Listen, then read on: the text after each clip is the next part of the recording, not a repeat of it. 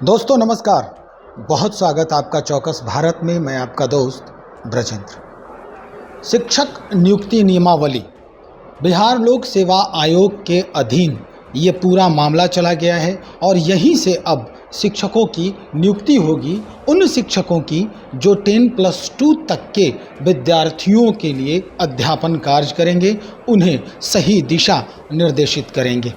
लेकिन इन अभ्यर्थियों के ऊपर एक जो चिंता की काली साया है वो लगातार मंडरा रही है। दरअसल इनका ये कहना है कि एक परीक्षा होने के बाद फिर दूसरी परीक्षा हुई, फिर हम लोगों की योग्यता परीक्षा ली गई और तब हमें नियोजित किया गया है, और परमानेंट जब हमारा नियोजन हो गया है तब सरकार फिर से एक आयोग के तहत परीक्षा ले रही है। सैलरी वही होगी, सिर्फ बिहार सरकार के कर्मचारी बनाने के नाम पर इतना बड़ा खेल खेला जा रहा है। चलिए, इस संदर्भ में बात करने के लिए हम पहुंचे हैं भारतीय जनता पार्टी प्रदेश कार्यालय में, और हमारे साथ प्रबुद्ध प्रवक्ता हैं मनीष पांडे जी। इन्हीं से बातचीत करते हैं। क्या लगता है, अभ्यर्थी सही कह रहे हैं या वर्तमान सरकार जो कोशिश कर रही है वो सही है? नहीं, देखिए, वर्तमान सरकार की कोशिश स्वागत योग्य है जी। निश्चित रूप से गुणवत्तापूर्ण शिक्षा व्यवस्था अगर लागू होती है या कोई प्रयास करता है तो उसका स्वागत करना चाहिए। लेकिन यहाँ समस्या यह है कि जो काम 2006 में सरकार खुद की थी, जो नियमावली सरकार खुद लाई थी, खुद बनाई थी, आज वही सरकार कहती है कि वो गलत था और गुणवत्तापूर्ण नहीं था। तो किसे सही माना जाए? क्योंकि कोई दूसरा तो नियमावली लाया नहीं, मंत्री परिषद से पास हुआ वो नियमावली, और तब से आज तक अंतिम जो नियोजन हुआ तब तक वही नियमावली के तहत वो शिक्षक नियोजित किए गए।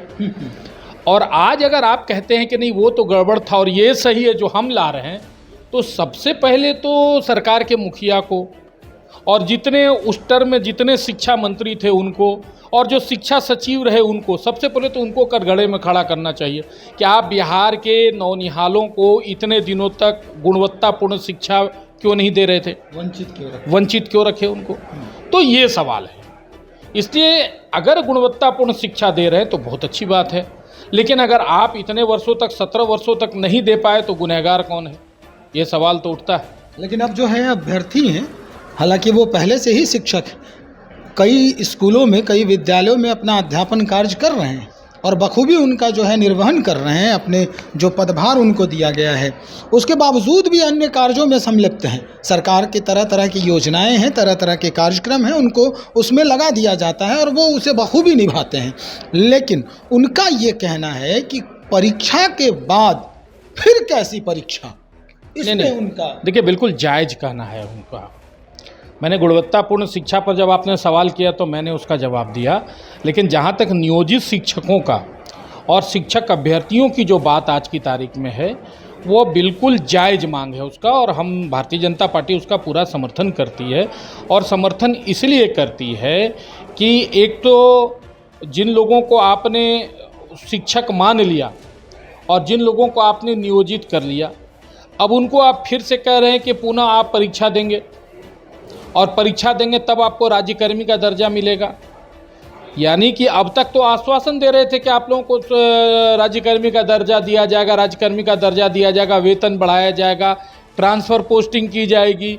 अब तक तो सरकार ये लॉलीपॉप दिखा रही थी, और अब जो है वही सरकार नियमावली के नाम पर 8 महीना 9 महीना हो गया इनको बने हुए, वह सरकार जो कह रही थी कि पहले दिन पहले कैबिनेट से 10 लाख लोगों को नौकरी देंगे, 9 महीना तो प्रसव काल भी समाप्त हो जाता है, आप ज़रा सोचिए।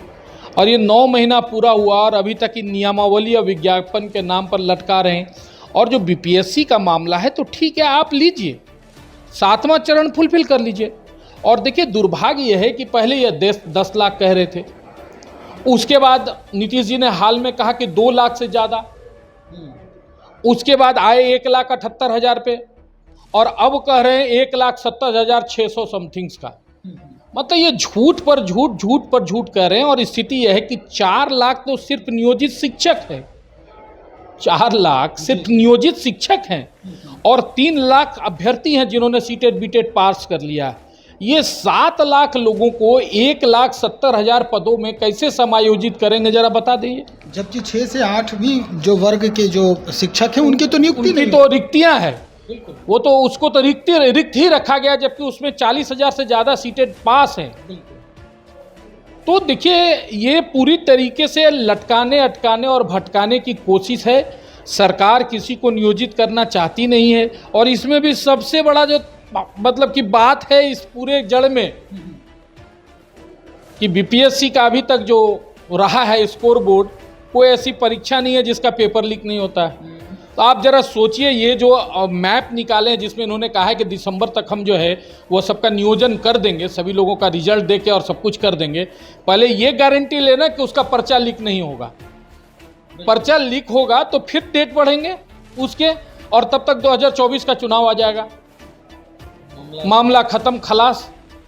तो ये खलास करने के लिए ये जो है लॉलीपॉप दिखा रहे हैं।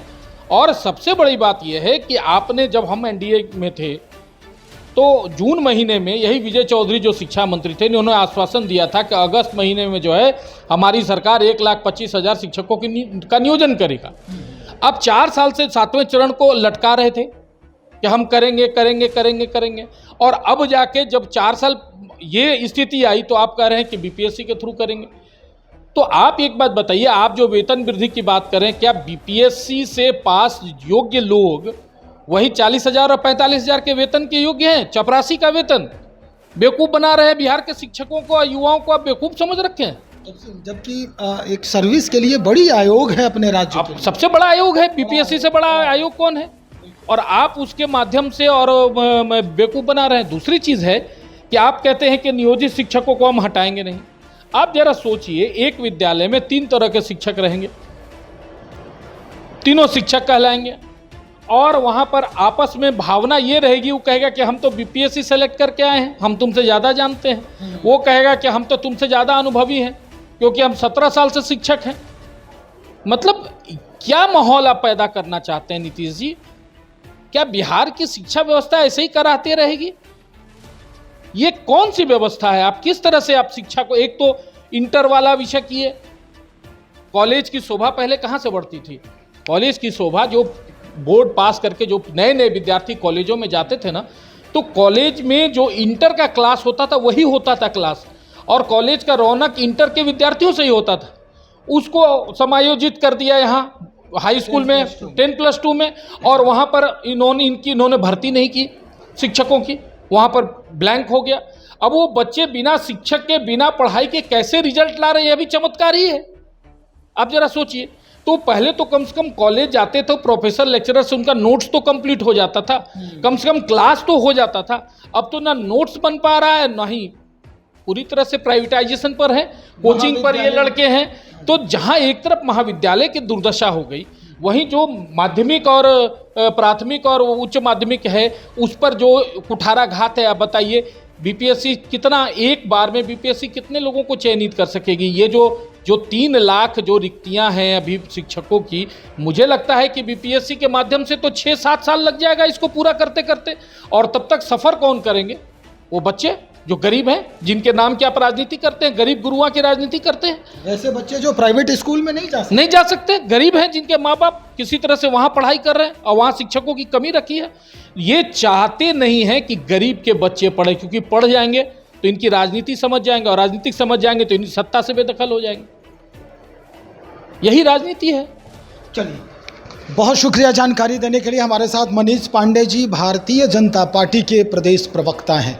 देखिए, एक बात याद दिला देना चाहेंगे कि शिक्षक जब भी अपने पैरों पर खड़ा हुए हैं, या यूं कहें कि अपना दमखम दिखाना चाहे हैं, तो बिहार की राजनीति में इन्होंने, इनके पूरे समूह ने तख्ता पलट भी किया है।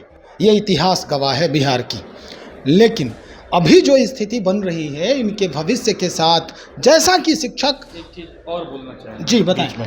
देखिए, 1,78,000 का इन्होंने वादा किया था, 1,70,000 पे आ गए।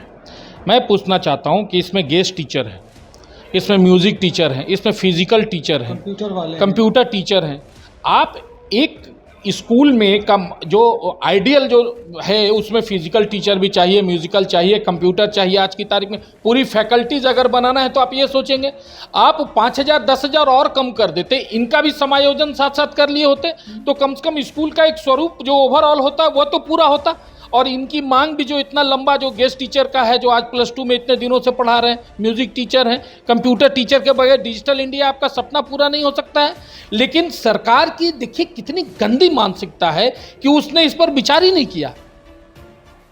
आप कह दीजिए कि हमको स्कूल में कंप्यूटर की पढ़ाई नहीं करनी, हमको फिजिकल टीचर की जरूरत नहीं है, हमको म्यूजिक टीचर की जरूरत नहीं, फिर आप नाम लेते क्यों हैं? और अगर लेते हैं तो इस चरण में आप बीपीएससी में इनको आपने प्राथमिकता क्यों नहीं दिया? इसका मतलब आपकी मंशा सही में नहीं है कि गरीब के बच्चे पढ़ें और बढ़ें। सर एक बात और यहाँ पर ज़रूरी हो जा रही है बात करना और चर्चा करने की आवश्यकता हो रही है कि जितने भी विद्यालय हैं, खास करके +2 वाले जो स्तर के विद्यालय हैं, उसमें लाइब्रेरी और लाइब्रेरियन की भी काफ़ी कमी है। बिल्कुल है। तो स्थिति है कि उनकी भी नियुक्ति प्रक्रिया 2008 के बाद अभी तक नहीं हुई है और जितने भी लाइब्रेरी साइंस के लोग BLIS MLIS करके भटक रहे हैं सड़कों पे, उनका चयन भी तो कम से कम कर देते।